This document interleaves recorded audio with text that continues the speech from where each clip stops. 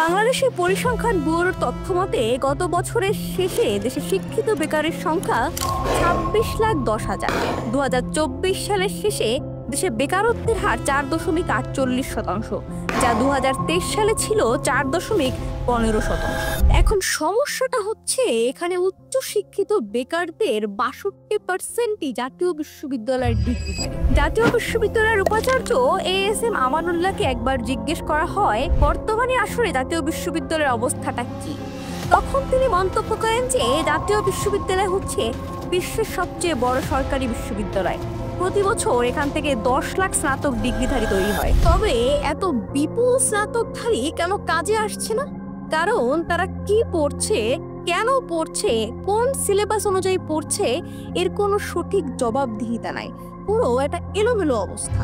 এই বিশ্ববিদ্যালয়ে 2 ধরনের শিক্ষা কার্যক্রম চালু আছে। প্রথমেই অন ক্যাম্পাস কার্যক্রম, যেখানে সীমিত সংখ্যক শিক্ষার্থীরা পড়াশোনা করে। দ্বিতীয়ত আউটার ক্যাম্পাস কার্যক্রম, যার অধীনে বিভিন্ন কলেজে বিভিন্ন কোর্স সমূহ চালু আছে। বিশ্ববিদ্যালয়টি 2283টি অধিভুক্ত কলেজে পড়ে প্রায় 32 লাখ শিক্ষার্থী। সেই হিসাবে দেশের উচ্চশিক্ষায় যত শিক্ষার্থী আছেন তার প্রায় 72%ই জাতীয় বিশ্ববিদ্যালয়ে পড়ালেখা করেন। বহুবিধ সমস্যা থাকলেও শিক্ষার্থীরা কেন জাতীয় বিশ্ববিদ্যালয়ে ভর্তি হয় এমন প্রশ্নের একটা জরিপে দেখা গেছে সাধারণত যেই সব শিক্ষার্থী কোনো পাবলিক বিশ্ববিদ্যালয়ে ভর্তির সুযোগ পান না এবং পারিবারিক অসচ্ছলতার কারণে প্রাইভেট বিশ্ববিদ্যালয়ে ভর্তি হতে পারেন না, তারাই কেবল অনেকটা বাধ্য হয়ে জাতীয় বিশ্ববিদ্যালয়ে অধিভুক্ত স্থানীয় কলেজগুলোতে ভর্তি হন। আবার এই কলেজের পড়ালেখার মান নিয়েও দীর্ঘদিন ধরে প্রশ্ন আছে। একসময় দেশের কলেজগুলো মূলত স্বায়ত্তশাসিত বিশ্ববিদ্যালয়ের যেমন ঢাকা, রাজশাহী, চট্টগ্রাম বিশ্ববিদ্যালয়ের অধীনেই চলত। এক পর্যায়ে পাবলিক বিশ্ববিদ্যালয়গুলোর উপর চাপ কমাতে 1992 সালে জাতীয় বিশ্ববিদ্যালয় প্রতিষ্ঠা করে কলেজগুলোকে এই বিশ্ববিদ্যালয়ের অধীনে আনা হয়। বর্তমানে উচ্চশিক্ষিত বেকারদের 62% জাতীয় বিশ্ববিদ্যালয়ের ডিগ্রিধারী। পড়ালেখা শেষ করে মাত্র 1% কলেজ গ্রাজুয়েট কর্মসংস্থানে যোগ দেয়। গ্রাজুয়েশন শেষ করার পর 3 বছর ধরে চাকরির সন্ধান করতে হচ্ছে 46% কলেজ গ্রাজুয়েটকে। তাদের মধ্যে বেকারত্বের হার সবচেয়ে বেশি, 71%। আমরা এই সমস্যার কিছু কারণ অনুসন্ধান করেছি। তার ভেতর রয়েছে সেশন জট কমানোর লক্ষ্যে ঠিকমতো ক্লাস না করে শুধুমাত্র পরীক্ষার উপরে গুরুত্ব দেওয়া হয় এবং বাস্তবতা ও চাহিদার মধ্যে সমন্বয় না করে দীর্ঘদিন ধরে ঢালাওভাবে দেশের সরকারি বেসরকারি বিভিন্ন কলেজে স্নাতক কোর্স চালু করা হয়েছে। আবার এই বিশ্ববিদ্যালয়ের আন্ডারে এমন কিছু কলেজও আছে যাদের একটা বিভাগে 5 থেকে 6 জন শিক্ষার্থী অনার্স করছে, তাদের শিক্ষক মাত্র 1 জন। কিন্তু বাস্তবে অধিকাংশ কলেজে উচ্চশিক্ষায় পড়ানোর মতো পর্যাপ্ত ও দক্ষ শিক্ষকের অভাব, প্রয়োজনীয় শ্রেণীকক্ষের সংকট, অধিক সংখ্যক শিক্ষার্থীর ভর্তি, অবকাঠামোগত এবং অন্যান্য সুযোগ সুবিধা নেই। প্রায় সারা বছরই এই বিশ্ববিদ্যালয়ে কোনো না কোনো পরীক্ষা অনুষ্ঠিত হয়, যার ফলে বছরের অধিকাংশ সময়ই শ্রেণীকক্ষে পাঠদান বন্ধ রাখা হয়। এছাড়াও জাতীয় বিশ্ববিদ্যালয়ের শিক্ষার্থীদের জন্য রয়েছে বাজেটেরও করুণ দশা। দেশের অন্যান্য পাবলিক বিশ্ববিদ্যালয়ের তুলনায় জাতীয় বিশ্ববিদ্যালয়ের শিক্ষার্থীদের মাথাপিছু ব্যয়ও অনেক কম। ইউজিসি 2022 সালের প্রতিবেদন অনুযায়ী জাতীয় বিশ্ববিদ্যালয়ের শিক্ষার্থীর মাথাপিছু ব্যয় মাত্র 702 টাকা, অর্থাৎ মাসে 58 টাকা সামান্য। আসলে ভালো পড়াশোনার জন্য বিনিয়োগ একটা বড় গুরুত্বপূর্ণ বিষয়, কিন্তু জাতীয় বিশ্ববিদ্যালয়ের অধীনে শিক্ষার্থীদের পেছনে ব্যয়ের দৈন্যদশার চিত্রই প্রমাণ করে ভালো পড়াশোনার পর্যাপ্ত সুযোগ ও পরিবেশ এখানে অনুপস্থিত। জাতীয় বিশ্ববিদ্যালয়ের পরীক্ষায় বিগত বছরের প্রশ্নগুলো অনুসরণ করে প্রশ্ন প্রণয়ন করা হয়, ফলে তাদের বিষয়ভিত্তিক প্রকৃত জ্ঞান অর্জিত হয় না। কিছু নামধারী গাইড এবং সাজেশন পড়লে যদি পাশ করার পাশাপাশি ভালো রেজাল্ট করা যায়, তাহলে তো সবাই সহজ রাস্তাই বেছে নেবে। যদিও এই সহজ রাস্তায় যাওয়ার জন্য জাতীয় বিশ্ববিদ্যালয়ের প্রশ্নের প্যাটার্নই দায়ী। প্রায় 10 বছর একই ধাঁচের প্রশ্ন শুধু সন্তারিক এপিটোপিট করেই চেপে দেওয়া হয়। অনেক কলেজে অনার্স বা মাস্টার্স পড়ানোর মতো দক্ষ শিক্ষকও নাই।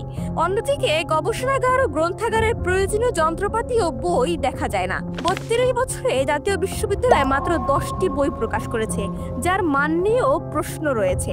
জাতীয় বিশ্ববিদ্যালয়ের আওতায় প্রায় 2500 কলেজ রয়েছে। প্রতিটি কলেজের পরিচালনা পর্ষদ রাজনীতিকরণ হয়েছে। শিক্ষকদের মধ্যেও রয়েছে 10 থেকে 12টি পক্ষ। দুর্নীতি প্রসঙ্গে বর্তমান উপাচার্য আমানুল্লাহ বলেন, বিশ্বব্যাংকের 2500 কোটি টাকার একটা প্রকল্প জাতীয় বিশ্ববিদ্যালয়ের নামে এসেছিল, যা বাস্তবায়ন করেছে শিক্ষা মন্ত্রণালয়। এর আওতায় কিছু ক্লাসে 10 থেকে 12 লক্ষ টাকার স্মার্ট বোর্ড লাগানো হয়েছে, অথচ অন্যান্য ক্লাসের শিক্ষার্থীরা শিক্ষকের কথাই শুনতে পায় না। সাউন্ড সিস্টেমের বেহাল গতি, এভাবেই টাকা পয়সা লুটপাট হচ্ছে।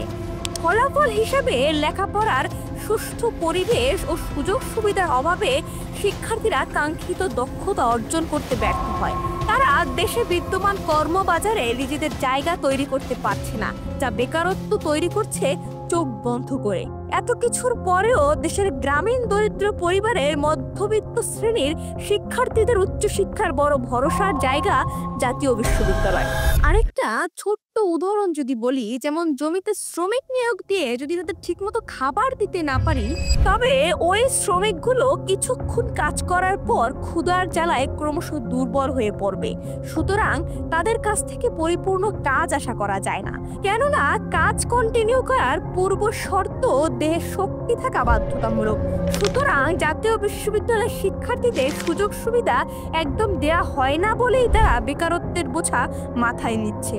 তাদের পাবলিক বিশ্ববিদ্যালয়ের শিক্ষার্থীদের মতো সুযোগ সুবিধা দিলে হয়তো অনেকটাই নিঃশ্বাস ফেলতে পারবে।